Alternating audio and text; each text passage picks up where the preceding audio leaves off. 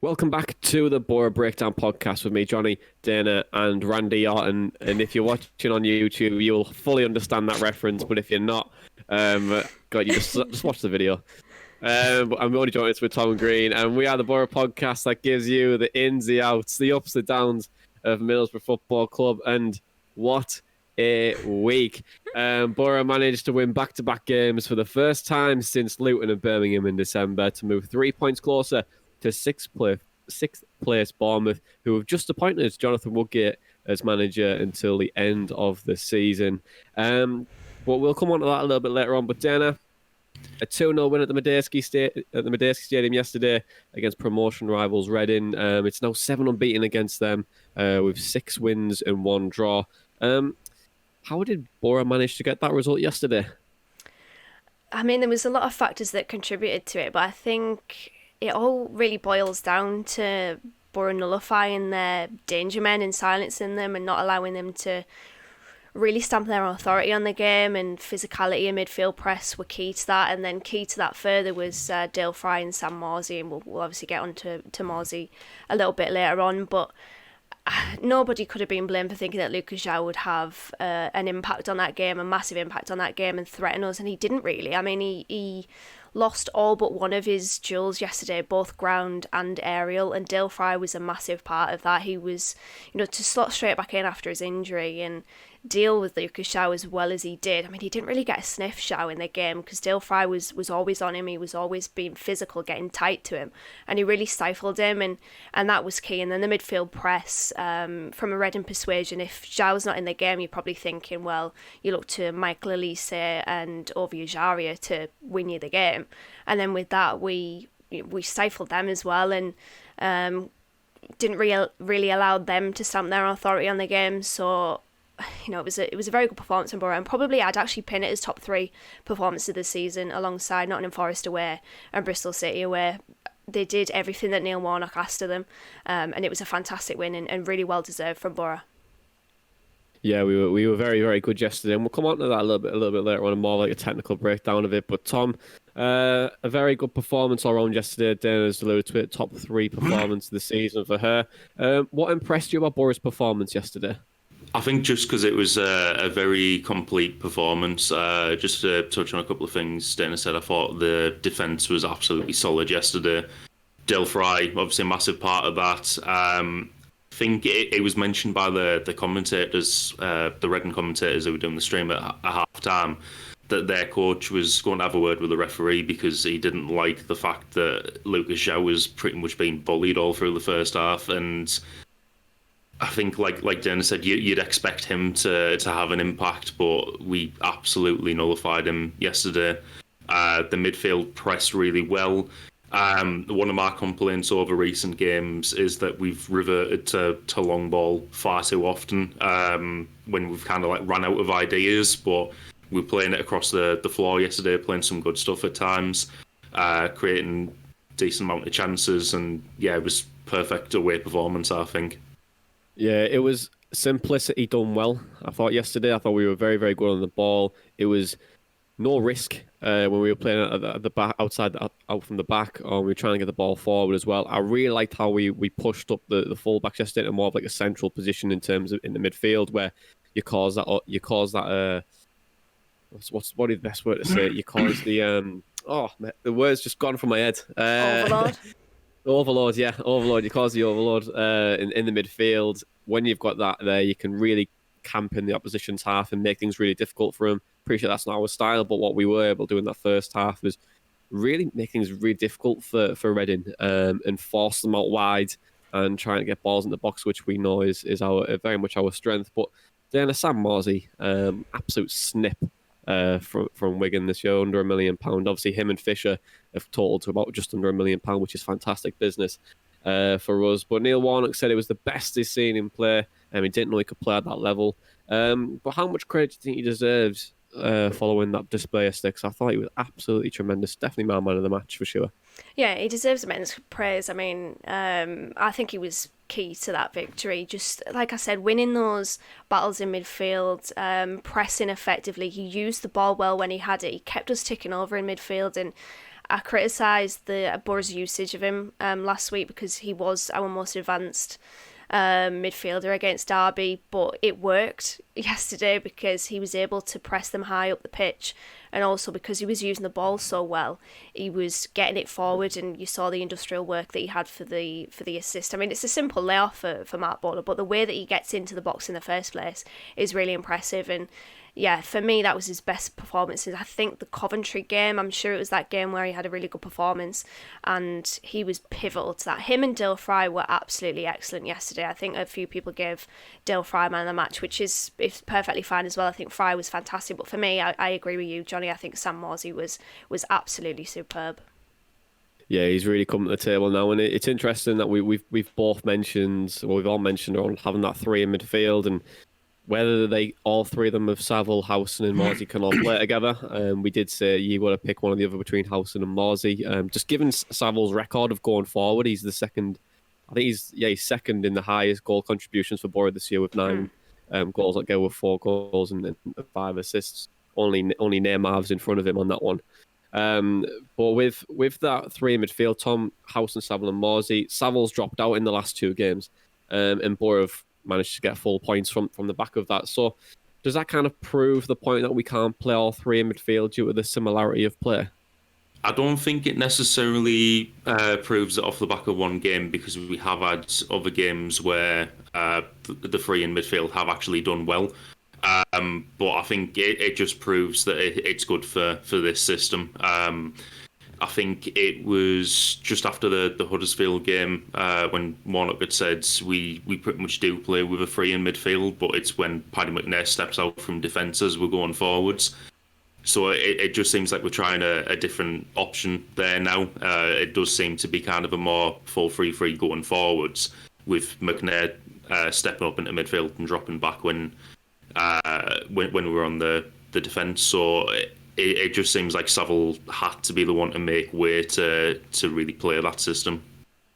Yeah, and Josh Saville's been very, very good this season as well. So I think it's unfortunate for him to miss out. But when Morsey and Howson are playing that well, and when we're trying to play that certain system, it can be quite difficult for him to get back into it. But Dana, we've both mentioned it there. Boro reverted back to a 3 or a 5, given with and without the ball.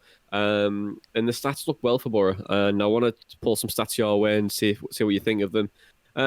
So when we've played 3 at the back this year, Boro have won 7, drawn 4, lost 2, with a win rate of 53%. When we've played a 4-2-3-1 and a 4-3-3, our win rate is 33%. I appreciate we've played that a lot more, but we've lost 10 games off the back of that. Do you think the 3-5 is definitely the system we should stick with going forward?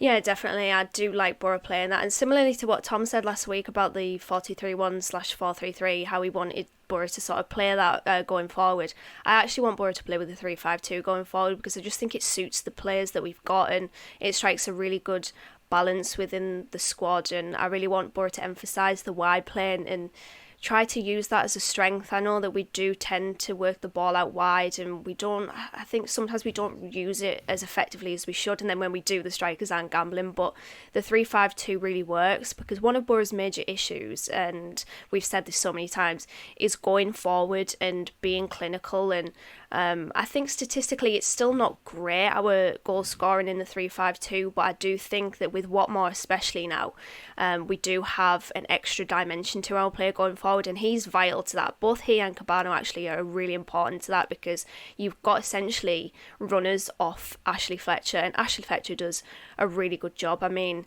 the goal against Huddersfield came from firstly Bettinelli's kick, so praise Bettinelli for that.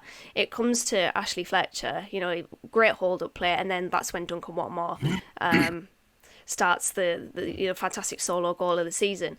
So I think that is really important for Boro, it sort of being able to just excel more going forward. And I think with the 3-5-2, should we stick with it, I do think it would get the best out of the squad. There's obviously question marks over wingers like Balassi, for example, but I do think that Balassi could potentially play as maybe a striker option. I know he played there against Norwich. Can't really say much about that because it was his first game and he's a little bit rusty, but for me, stick with the 3-5-2 and build a team around it. Yeah, it's quite a strange 3-5-2. It's more of like a 3-2-2-1, isn't it? It's very Really, when you fluid. think about where the wingers come in and play more of like a central free roaming role, and I think the three at the back really works for us. To be honest with you, Dana, I think it it helps us become compact and get the ball out wide, and it also protects our defenders. I think Boro's biggest weakness as a team is that we are very slow at the back. No disrespect to Grant Hall, McNair, or Fry, but they're not exactly the quickest, and we need probably that protection and from the midfield, like such as House, and where we play like more of like a 3-1-4. It's a good indicator of where we can stop the number 10 coming in. We can also have two men spare where they can drop a little bit deeper to stop a player running through. But then also, it's an interesting little fact around crosses, which I'm going to come on to now. And the way Middlesbrough play at the moment is very, very interesting. And we can get teams to play to our strengths. In this, what I mean by crossing. So, as we have big brutes of defenders and our pace isn't our strong point, we're forcing teams out wide to cross the ball into the box. And when we cross the ball into the box, we've got big lads in there. We compact the penalty box, and it's really, really difficult for something to happen for the opposition team. Hence why when we play against more fluid teams who play intricate passing like a Brentford, we find it really difficult because the movement just overloads our centre-halves. But yesterday, Reading crossed the ball into the box 20 times yesterday. When they've done that in the previous games, they've lost 7 out of the last 10. And I want to pick up that stat around crosses because Boro, when we've had over 16 crosses in a game against us, we've won 8 out of those 11 games. When we've had less than 16 crosses, we've won 6, drawn 6, lost 10. So it's a clear strength for Boro to try and get the ball out wide and remain compact and make things really difficult for the opposition. When we are playing that intricate passing, like I mentioned, that's where we find difficulties, and that's where Neil Warnock always finds difficulty in the Premier League because the style is just a little bit too neat and too fluid and too crisp, and that's why Neil Warnock's sides don't tend to do very well unless you bring in more of a pacier centre back, like a Japhet Tengana who's at Spurs at the moment. If you brought him in for Boro next year and we were in the Premier League, he'd be a very, very good addition because he's able to counteract that pace and from the attack, but then also he's got that ability to, get the ball clear as well because he's a bit of a brute as well. But Tom, do you think, now that I've give all of that start at you and I've give you a load of information, do you think Reading have played into Boro's hands yesterday, given that Boro's strengths really do lie in that being compact, getting the ball outside the box and, forcing them to cross the ball in there and just for us to head it out? Do you think they've just played in our hands? I'd say yeah, and also we've set up knowing that they were going to do that as well. I'd probably say that there was a fair amount of scouting went into that, so we know that they're going to try and cross it into Lucas Shaw quite a lot. But yeah, that is obviously quite a strength of ours. And as you said earlier, with Lucas Shaw losing, was it all but one of his drills yesterday? Yeah. I think that just shows how effective it worked. So they did play in our hands, but also we've played to our strengths and set up knowing that we can cancel them out.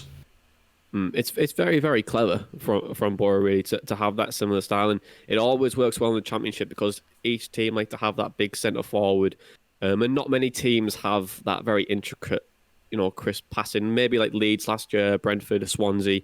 There's not many teams that play that style. So when we do play against some of the more, nicer teams or the ones that hit along, we tend to have a bit of a field day with it.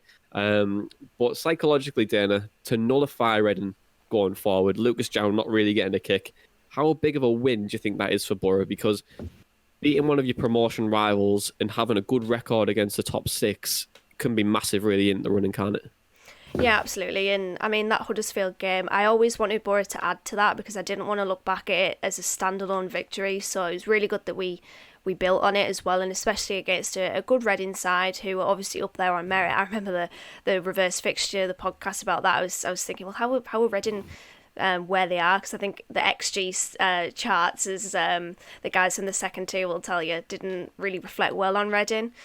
He's got a bit of a stick about that, Ryan, but I think psychologically, it does give Boro a little bit of a boost, because that's now 2 wins in a row. And you see with Cardiff now under Mick McCarthy, I think you do need to build momentum at this stage of the season, particularly if you are in a playoff race. So I think, it's obviously given Boro a massive boost. And then the way that we played the game as well, we had to dig in the second half, and it was a different side to our game, because we had to essentially slow it down. You saw when we had a throw in, we were slowing the pace of the game right down to just take the sting out of it and really stifle Reading's momentum. And that's really, really good game management. Of course, it would be nice for us to get another goal, and we probably should have killed the game off, but I think the way the game panned out, the performance and the result, is really massive for Boro. And then going into the game against Bristol City, it'll do us the world of good. Yeah, and an interesting fact to throw your way: when Boro do go ahead, they do tend to sit a little bit deeper. So when you watch the game in a third, 3/3 of the pitch, Middlesbrough transition from that second to third of the pitch, where they do sit a little bit deeper and they try and get teams on the counter attack, which is actually really interesting and good game management. Because essentially when teams are trying to play to Boro's strengths, they actually have to force the ball out wide. So it is very, very good. It's very, very good for Neil Warnock to actually do those type of things for Boro.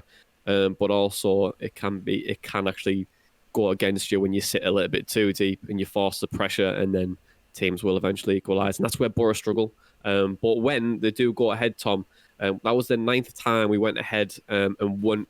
9th time we went ahead in a game and won this season. Do you think that is a key mineral for Boro going forward, and helping us get to that next level and compete with the top 6? Getting a goal and sticking with it and trying to see the game out and being able to see the game out as well. Do you think that's a key factor in getting us to that next level and competing with the top 6? Yeah, absolutely. Because you can't just kind of keep going at the same tempo and trying to wide, leaving yourself open. Because it will kind of come back and bite you. And I think any of the teams up there at the top of the table would probably be the same, maybe with the exception of Brentford, because they just don't care. They can score goals whenever they want. But obviously we need to maintain those winning positions as soon as we get them, and it's good that we're doing a good job of those. I think it was on the BBC T's phone, and yesterday Madlo was talking about it. He said when you go in at 2-0, the manager, in his experience, would usually be saying, just don't concede in the second half, because that's going to get us the win. If we concede, it's a completely different game. Just stay solid, and obviously hit them on the counter-attack if you can, but just don't concede. I think that philosophy is going to be key for us if we're going to try and keep this up consistently. Hopefully, sneak into the playoffs at the end of the season. We need to be doing this rather than kind of going for goal difference and leaving ourselves open.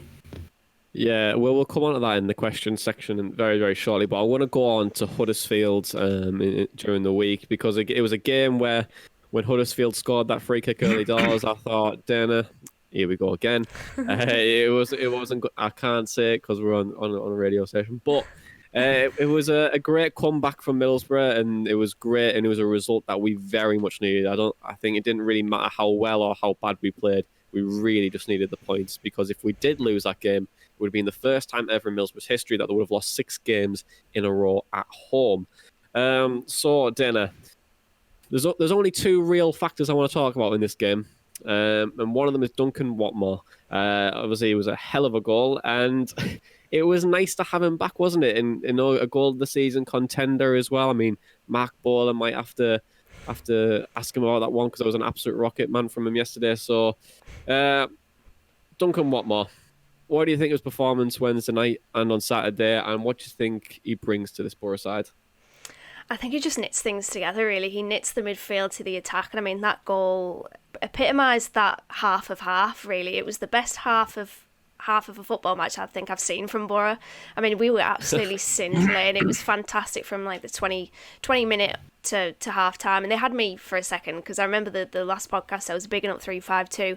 We started slowly, but then we got ourselves into it. We were working the ball out wide in dangerous areas to Cabano and Watmore, and Watmore was at the heart of that goal. I mean, I had to rub my eyes and sort of I was sat back and I was like, did I really just see a Boro player do that? I mean, he took 2 players on and 1 player on twice. I mean, I think it was Naby Sarr, poor Naby Sarr. He literally left him on the floor on the far side, and then as he picked himself up, he comes back over and he does him again, and he also does O'Brien for good measure. And I mean, to have that type of run and then the conviction as well to put the ball in the back of the net with a fantastic finish, bottom corner, I mean, that was absolutely fantastic. And it sums up what Duncan Watmore's bringing to the table this season. He's just so positive, and that was a real key of that phase of 20 minutes or so. We were being positive, proactive, and we were taking risks. We sacrificed a little bit of defensive element from our game because we were pushing Morsey and Housen up from midfield, so it did leave us a little bit exposed, but you could tell that we were hungry for the equaliser. We got it. We then obviously got ourselves in front, and it was a really good half of football. And yeah, Duncan Watmore, that has to be goal of the season. You sure? Mark Bowler might... Nah, great goal from Bowler yesterday, but I think Duncan Watmore has to get that. Yeah, with Bowler scoring, we're going to be going to the Bongo very, very shortly once we get out of this pandemic. You know, we've got to go to Manjaro's, we've got to go to Bongo. We could do it all in one night, to be honest. You know, get like let's try and make a Boro breakdown night out. And yeah, just can do. When will that be, Johnny? 2025? Probably 2025, yeah. But you know, get everyone who's listening to the podcast now. You're invited. We'll order. We'll rent out Manjaro's. We'll get Jed in. If Jed's still at the club in 2025, we'll just bring him back for that moment. You know, go to the Bongo. make sure the cameras are working, and we'll be all right. You know what I mean? So you know that we'll have a technical breakdown. Always happens. Oh yeah. Absolutely. Yeah. Something will happen, but you know, it could be a night out that we needed, but. It was interesting in that game against Huddersfield on midweek that as soon as Mbenza went off injured, they just absolutely capitulated and they were terrible. And it just played to our strengths. Like we couldn't handle the pace, and then as soon as the pace went away, then that was it. We were fine for the rest of the half, but obviously when the second half came and then they brought the pace back on, that was when we found things really difficult, and it kind of proves our point from earlier. But Duncan Watmore. Do you think he's been unlucky to be on the bench over the last couple of weeks, just given the likes of Balassi and Cabano coming in, and which has seen him drop to the bench? A little bit, yeah, and I think you could make that case for Marvin Johnson as well on the other side of things. But I think it's important to remember, like the first half of the season when those guys were doing really well. Obviously, Watmore had a very good spell of form when he came in. Marvin Johnson. I think you said earlier he's been our most effective player going forwards, but we didn't have a lot of other options in those areas. And it is worth remembering that both of those players have had games where they haven't really contributed, potentially because of the run of fixtures taken out of them, as we spoke about last week. So when we have other options in those areas, and kind of 2 players for those positions, as we were talking about last week, it is good to be able to switch them out and give the fresher players a bit more of a run. So yeah, it is unlucky for him and Johnson. They have been on the bench, but I think it's worth remembering they've done a lot of heavy lifting throughout this season and could have been tired. So it's just good to have options, Dawn, in those areas. Yeah, I'm sure they'll both be getting their even more chances over the course of the season anyway, especially after that goal from Watmore midweek. Yeah, I'm sure Dawn will be delighted with the options and with the goal as well. But I know we haven't mentioned him, and I know I didn't put it in the notes, but Neeskens Cabano, what a signing. Like, I know he hasn't... Like, I know it's only really been 3 games, but he brings so much to the table, helps connect the midfield, helps us get on the counter-attack, and I just can't wait for, like, even Balassi to come back and help us out a little bit more too. And sometimes give Watmore a rest or if he needs to. And it's just been so nice to have such a good signing come in. But then also Fletch coming back as well. Fletch just came back 2-2 now, and that's really positive for us too. And I love Boro to keep Fletch for next year. Give him whatever he wants. Give him the Rio Ferdinandez sale. Give him the contract. Put whatever number he wants on there.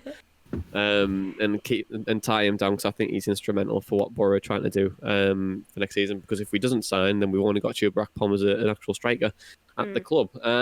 But one final point about the Huddersfield game before we move on to the questions is the red cards, probably the most controversial part of the game. Then another dubious decision as well, which hasn't went Boro's way. Yes, it did get rescinded, and rightly so as well. And I know I said in the last podcast that one says a bit too much about the officiating, and I know it drives me, it does me head in, like he does it all the time. But does he have a point? Because that was a pretty soft red card. It probably wasn't a red card either, and obviously with Dale Fry, nearly losing a eye sock, and it was given a goal kick. Does he have a point? Bad officiating. Yeah, he does have a point. I mean, the standard of refereeing in the Championship and just in English football, I mean, Graham Souness was having a right old rant about it yesterday after the Fulham game. It needs to be addressed. I think we need to have a massive conversation about this, not us as a trio, but the big wigs at football need to have a proper conversation about this, because the rules, they've changed them so much that I don't even think the referees know what is right and what is wrong anymore. And I mean, that decision, taking it in isolation with Paddy McNair, I can sort of see the argument of giving a red card, but at the same time, he's won the ball cleanly, and there's a picture online that really does it quite dirty, because it looks like Paddy McNair's about to break Janino Bakuna's leg, and that really wasn't the case.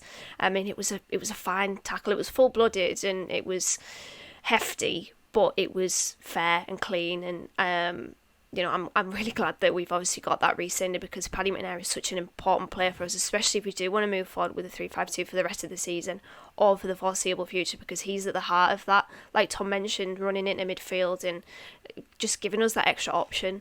It's something that's a big part of that formation. So yeah, that decision was a head scratcher at the time, and they need to have a conversation about the refereeing in the Championship and in England, because I know Neil Warnock moans about them all the time, but he does have a point a lot of the time. I mean, the fact that Jared Branthwaite can get off scot-free with pretty much assaulting Dale Fry with his boot, and then Paddy McNair gets sent off for that. I mean, it's just, you look at these decisions and you think, what is even going on with the standard of refereeing in this country? What's the point in playing ref? Exactly. But one final point on Huddersfield Town, just popped up on my phone that they have just signed Yaya Sanogo. Have for they? the remainder of the What? season. Yeah. I forgot about him. Yeah. So there you go. Boro Breakdown ITK for Huddersfield Town. I'm glad we don't have to play them again, because they would have definitely scored against us. Oh yeah. Do you remember Alex Nimley, by the way? Unfortunately. That's a name, yeah.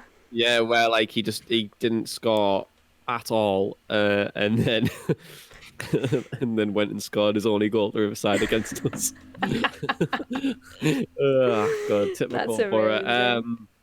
But yeah, let's move on, shall we? Let's chat about questions, and we've got quite a lot of them to go through, guys. Danny Beermore says, I know you guys love 5-3-2, but once Tav and Balassi are back, do we stick to this formation or do we try to fit them in? Tom, do you want to take this one? Yeah, sure. I think, as I mentioned earlier on, it is kind of more of a 4-3-3 going forwards anyway. I don't particularly think it is a 5-3-2. I know you said earlier it is quite a fluid one. I think to me it looked more kind of like a 5-2-3. And then once McNair's into that midfield three, then it's a 4-3-3 going forward. You've got the fullbacks pushing on, which is obviously a key part of that 4-3-3 formation. I mean, obviously nowhere near the same level, but look at Alexander-Arnold and Robertson for Liverpool and how instrumental they are. So in terms of fitting them in, I think, like I said earlier about Watmore and Johnson, and Cabano and Balassi, there's going to be some rotation. People will get the chances in the team. Tav might be kind of more involved in the free in midfield rather than on the wings. But I think we've got the choice with him. If we want him to be the championship Robin again, then shot him on the right. But yeah, I don't think it'll necessarily be the matter of fitting them back in. I think it's just rotation. They will get the chances as soon as they're back. Yeah, it doesn't really matter as well. I think if we were to move to a 4-3-1 or keep the three, the 5-3-2 or the 5-2-3, whatever system you want to play it to. I don't think it really matters too much. I think you're spot on with the rotation side of things, Tom. I think if Tav comes back in, you've got Cabano that can move to the left-hand side, and you can bring Tav back in that way. But if you want to play as a 4-2-3-1, you can stick Tav in on the right-hand side of midfield, and then also play with Cabano and Watmore, and then put Fletch up front. So you've got options, Don, and it doesn't really matter. I just think it's more of a case of it's just making sure the system works. Like we said earlier in the podcast, like the 4-3-1 might not be the most effective formation for us, both tactically and statistically. It might not work for us as well as Warnock wants it to. But I would probably stick with the 5 for now and make sure we can see it out to the end of the season. But it's nice to have the options. But question again from Rob Fletcher. And by the way, Boro Mag, if you haven't bought one already, they're going to be doing like a pre-order very soon for the new edition. But you can also buy the online version for £3. So please do. All the money goes to charity. But then also with this question, he's asked quite a few of them. So I'm going to try and cherry pick it. But he says, how much better are we with 3 at the back? I feel like we've answered it in the breakdown. As Saville saw things down in midfield, do we think Saville saw things down in midfield? And then also, is Cabano going to be one of the best of the January signings, and will we get top 6? So there's loads of questions to break down. But I feel like we can box off the Saville and the top and the 3 at the back one. But Cabano, one of the best January signings, and do you think we'll get top 6? Open question. Who wants to take it? Dana, do you want to say these ones? Yeah, sure. I think Cabana has the potential. I mean, I don't want to jump on him too quickly and say that he's one of the best. I think he's had a really good start. He's obviously had an impact. He's contributed. He's had a goal and an assist, and 2 victories as well, and has contributed to that. Maybe not in terms of goal contributions in the last 2 games, but at the same time, his play has been absolutely excellent. Like you said, he knits the attack together, similar to Watmore, and it's just good to see the drive and the energy and just being direct as well. And that's exactly what he said, and Neil Warnock said himself when we signed him, that's the type of player that he is, and he's exciting, and it's good to see players like that really harness that talent, and it's what we're missing. We're missing players that can play on the front foot, that can really take the game to the opposition, and I think that's what Cabano does, and he's a really likeable guy as well. I want to see him score a goal so he could do that dance that he did when he scored against Fulham in the Cup. That would be absolutely fantastic. When we memed it, that would be fantastic to see. But yeah, he's got the potential. If he keeps performing the way that he is, I would love to see him back at the Riverside next season. And as for the top 6, I don't know, I keep flip-flopping with this because I think I said beginning of February, ask me then, and now I'm saying ask me at the end of February. I will earmark the Cardiff game, and I think we've got a question about that. I don't know whether it's in your notes, but we did have a question about the Cardiff game, and that is a really important game for us. So if we win that one, we have absolutely every chance, because teams will do us favours from now until the end of the season, but we also have to do ourselves a favour and get our own results. And with the 2 wins that we've got now, hopefully we can go on and run, like I said, and really gain momentum going into the final stretch of the season. Yeah, I haven't got the Cardiff one on my notes, but we'll come back to Cardiff in a second, and around being the top 6. I think nickname Cabano, we just call him Nice Guy Cabano, because that's what he is. He's just a really nice guy, isn't he? Nice Guy Cabano instead of Coco Cabano. So it's just Nice Guy Cabano from now on. But Nick Bale sent us a question as well. It's a 2-parter, and he says around the 5 at the back, do you think it's best suited? And I think we've kind of said yes, it is probably more best suited, but we're not the manager, and we'll be interested to see what Neil does over the next couple of weeks around the 4 at the back, or whether we stick with a 3. Personal preference. I know we said it earlier, but I want us to play 3 at the back. But also, He says, which team sat outside the playoffs do you think is best placed to get in the top 6? Now, there's 2 teams I think are in very much trouble to fall out of it, and I think that is Reading and Bournemouth, unless Woody picks up a little bit more. And he's got a good record so far, Jonathan Wood, at Bournemouth, so it's well deserved to get the job, but they are the ones that are holding that 6th spot and only 3 points clear of the remaining teams. So which team do you think is best placed to get in the top 6? Because it is very, very tight at the moment. Tom, do you want to take it? Yeah, I mean, I was looking at the table yesterday, and I never thought I'd be saying this at the start of the season, but Barnsley. Yeah. They look really good. Game in hand on us and Cardiff. Reading and Bournemouth are obviously the most in danger of dropping out of that top 6. And I think every year in the Championship, there always seems to be that one team that goes under the radar, picks up a really good spell of form in the second half of the season, sneaks into like 5th or 6th. I think that could be them. Yeah, QPR look good as well. Cardiff are unbelievable under Mick McCarthy. They've, I think, what is it, 5 in a row or something like that? Yeah, something like crazy. that. Yeah, crazy. So he's done very well as well. Dana, have you got one, the best players? Do you think there's another team? Do you think, or do you going to agree with Tom and say Barnsley? No, I do think Barnsley, Cardiff as well, but I mean, Barnsley are such a fantastic side to watch. You know, that really high pressing game. They've got some really, really good players, good young players that they've bred through. Their wing backs, the 2 Callums on either side, are absolutely fantastic, and their manager has really picked up from where Stendhal left off, and doing absolutely fantastic. Oh, it's Struber, sorry, not Stendhal, Struber. And has done absolutely fantastic. So, you know, if they get into the top 6, fair play to them, because they're a prime example of building blocks, you know, a team that just really adds to what they've got and improves it. So fair play to them if they get it, brilliant, but hopefully we're in there with them. Yeah, it's a good one, but the thing with Barnsley, I think there is there is that element of burnout. We've got very, very young sides. They play a very high press. And I think they've got to be really careful of how they approach games in the coming weeks, because you can see it with like the teams like Southampton, and you can also see it with the likes of Leeds and as well, and where that press just becomes a little bit too much, and then once you beat the press, you're disoriented, and then it's very, very difficult to play that type of game. So it'll be interesting to see how they adjust towards the end of the season, and hopefully maybe get to the top 6. But next question from Tom Muldowney Dana says, today is the first of 8 matches in 30 days. Do we look to rest those players who've played every minute, such as McNair, Bowler, Howson, or do we risk upsetting the balance? It's a tough one, isn't it? Should we rest these players, or should we not? No, I think the ship has sailed on that. I keep thinking back to the Derby game, the reverse fixture at the Riverside, where I think it was close to when Ian Bearclough played Paddy McNair in all three of those international games. And I was saying in the podcast, that's probably the time to rest him. I mean, fair play, we didn't. He is an important part of the team, so I can see why Warnock didn't.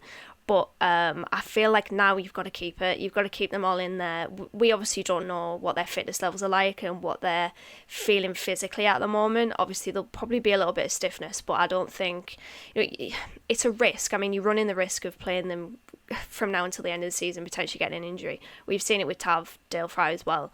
But I think we've got to keep them. They're important parts of the team. Howson is absolutely fantastic in midfield. He just sets the base for all of our performances. He keeps us ticking over in midfield. He does a fantastic job. Matt Bowler is playing incredibly well, and I don't think you drop him. Even though Marvin Johnson's been unlucky to miss out, I think you keep Matt Bowler in there. And then I think you have to keep Paddy McNair in midfield, especially if we do stick with the 3 at the back, because like I mentioned before, he's so important to that. So I feel like it's probably too late now to rest these players. And I know that we've obviously got options now because Grant Hall's back. So there is rotation there, whereas before we just couldn't. You know, that's why we were playing Nathan Wood. But personally, I wouldn't. I would keep them there. But obviously much depends on how the fitness guys behind the scenes sort of judge it. But if they've done well to get to this point in the season and they're still playing all these games, I think just see out the rest of the season the same and don't disrupt the balance, like Tom said. Yeah, it's a difficult one for Warney, but well, I kind of agree with you, Dana. To be honest, I agree. I think risking I think it's just good that we have options. Do you know what I mean? I think it's very, very good we have options now than we didn't previously, but it's like that balance as well, which that's what Neil Warnock's paid to do. And if we can't get it right, then, well, I don't know. But final question, Tom, it's from Bobby Cullen, and he says, Dale Fry has made his debut at 17 for Karanka, and it's taken him 5 managers to find his feet. Do you think Warnock is finally getting the best out of Dale Fry? Yeah, absolutely. I know when I was on at the end of last season, we were talking about him and saying if we got a big offer from, say, Burnley, and it always ends up being Burnley who we're talking about. The Loughborough centre-backs. But we were saying if we got an offer from them, would we be happy for him to go? And we were all kind of saying, yeah, on current form. But I do remember saying, I think the right coach could get the best out of him. I think the same as how Karanka got the best out of Ayala and Gibson, which I don't think they've really replicated since. So I think that's what's happened with Dale Fry at the moment. I think he's finally got a coach who's worked with him and worked wonders with him, and he's finally starting to become the player we were all told he was going to be when he first broke in. Yeah, and credit to Neil Warnock as well. I would definitely say that his man management is absolutely superb. In this game, your job really, about 85% of it is probably man management and getting the best out of the crop that you've got. And I think Neil Warnock's very much doing that. And he's done it everywhere he's been to. And so credit to Neil Warnock for getting the best out of Dale Fry, but also, you know, he's done it with all the other players as well. So credit to Hawani for that. And let's move on and let's talk about Bristol City. Bristol City aren't doing very well at the moment, and I'll leave the breakdown for you guys to explain why. So I'm passing the mic over to you two. Let's go. Bristol City. Well, I've got some form to start off with. They're currently 24th in the Championship form table. After our 2 wins this week, we're up to 15th, so they've kind of like replaced us and Huddersfield in the bottom. The last time they won was January 26th, but since then they've lost 7 in a row, including in the FA Cup. Lost against Derby, 1-0 away, Brentford 3-2 away, Cardiff 2-0 at home, Sheffield United in the FA Cup 1-0 away, Watford 6-0 away, Reading 2-0 at home, and Barnsley 1-0 at home. So they're not having a good time at the moment at all, and I believe they've sacked the manager over that run as well. Yeah, I was going to say, no wonder Dane Hall got sacked. Jesus Christ. Yeah. But go on, Dana. Yeah, is the bigger problems to that though, Dana? Is the bigger problems at Bristol City than just the manager? It seems that way. I mean, they had 15 players unavailable for the game against Barnsley, which, by the way, was Barnsley's first victory at Ashton Gate in 28 years. So they've got a lot of players out. Joe Williams, who obviously Boro were interested in, got injured on the first day of training, then came back and got injured again. So, I mean, 15 players unavailable. And I was looking on the Bristol Post of their injury list throughout this season. It is substantial, and I think you look at that and it's either you're just plain unlucky or something's going wrong behind the scenes. And I think a lot of fans are getting quite angry at the management because they're thinking there's something going wrong behind the scenes here. But yeah, that game against Barnsley, they had 1 shot on target. Their XG was 0.03. I can't even pull the words from my brain to describe how bad that is. Like, they had 1 shot which was about 30 yards out, 0.03. And actually in the last, I think it's the last 5 games, they've had 6 shots on target and 0 goals. So there is a massive, massive problem with them. And one of the main talking points and major takeouts of the last couple of games is their lack of physicality. And it was actually put to Paul Simpson after the Barnsley defeat about that. So for Boro, probably looking at that thinking, work the ball out wide, try to get it out wide in those wide areas with Watmore and Cabano as soon as you can, and get the ball in the box for those crossing opportunities and test them, because if they really are bad physically, get them to show that and cause them problems and make them uncomfortable.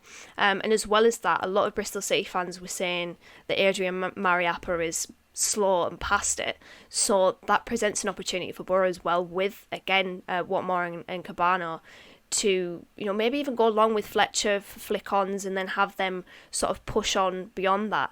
And again, make Adrian Mariappa uncomfortable because they have pace and he doesn't. So there's two areas that Boro can potentially exploit. I mean, they are in dire straits, really. They, like Tom said there, they've lost their last 7 games, rock bottom of the form table.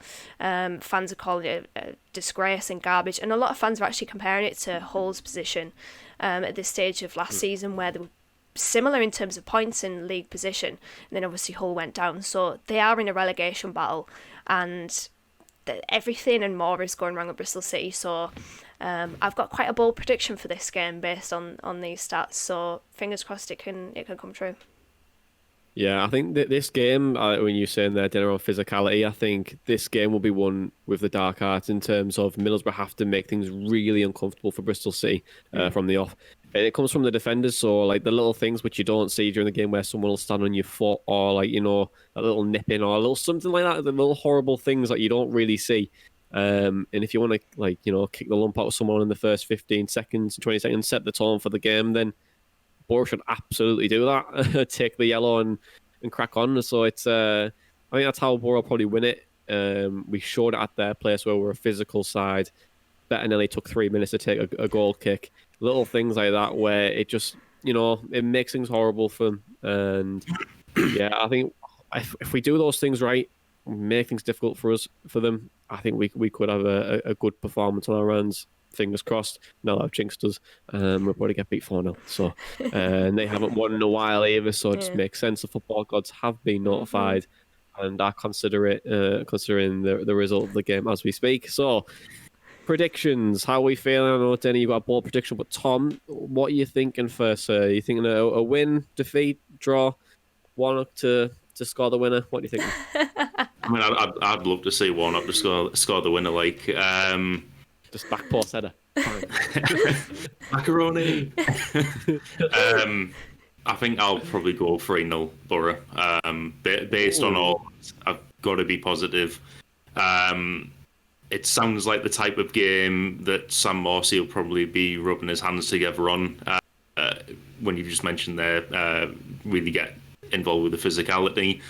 It sounds like they've got Patches O'Houlihan from Dodgeball as their fitness coach. Have 15 players missing. Have players dodging wrenches and training with bricks and stuff. So, yeah, I mean, it can go one of two ways. It's the football gods, or it's going to be a pretty substantial win. So I'm going 3-0. I'd be interested to see what they do on the training ground. I reckon they must have a lot of since they play counter-attacking football at times with the pace that they've got, I reckon they practice a lot of short sprints. And hence why they're probably getting quite a lot of muscle injuries during that time, because either the players aren't warming up properly or they just wear and tear on the muscles from constantly doing that sharp bursts, which might affect the muscle. But Dana, what's your bold prediction? Exactly the same as Tom's, except the bold part of it is that I think Dale Fry is going to score this game. I don't think Dale Fry's actually scored for Boro yet, so Never. this is the time. No, he hasn't scored. I'm pretty sure he's had about 100 games and also, hasn't he? And he hasn't scored a goal. But he did get an assist yesterday, so the next best thing is a goal. And Neil Warnock said that if Dale Fry scores a header, the players have to kneel. The kneel down at Neil, I think. That's what he said. So I just want to see that. So Dale Fry is going to score against Bristol City. Got to kneel for Neil. So I think it's going to be I think it's going to be a really tough game. I do. I remember them coming to the Riverside last year and tearing us apart for pace. Jamie Patterson just ran the show that day, didn't he? And oh God, I don't know. To be honest, I think it's going to be a lot tighter than we think. They have a point to prove. They need a result, and they can take a lot of confidence from the performances last year to hopefully try and beat us again. But I think I'm going to go 2-1 Boro. I can see us just beating them, but I can see them being very, very dangerous. And this could go either way as well. I know you guys are very bold in your predictions, but I think I think it could be a really, really tough game for us. Just given the way they played. The urge, they need a result massively, and we know what Boro are like against out of form sides, and we tend to do terrible against them. So I'm going to go 2-1, but 2-3-0s and a 2-1, and that's pretty much it. So, guys, thank you for joining me as always, and to listeners, thank you for listening to us as well. A bit of a technical breakdown this week, but we're going to do a lot more of that over the next few weeks and months and whatever we do. But that's it. Boro have made it back-to-back wins since December and ignited the playoff chances again. Why did they do this to us? This has been the Boro Breakdown podcast, and that was all your matchday chatter in a pod. Up the Boro Breakdown.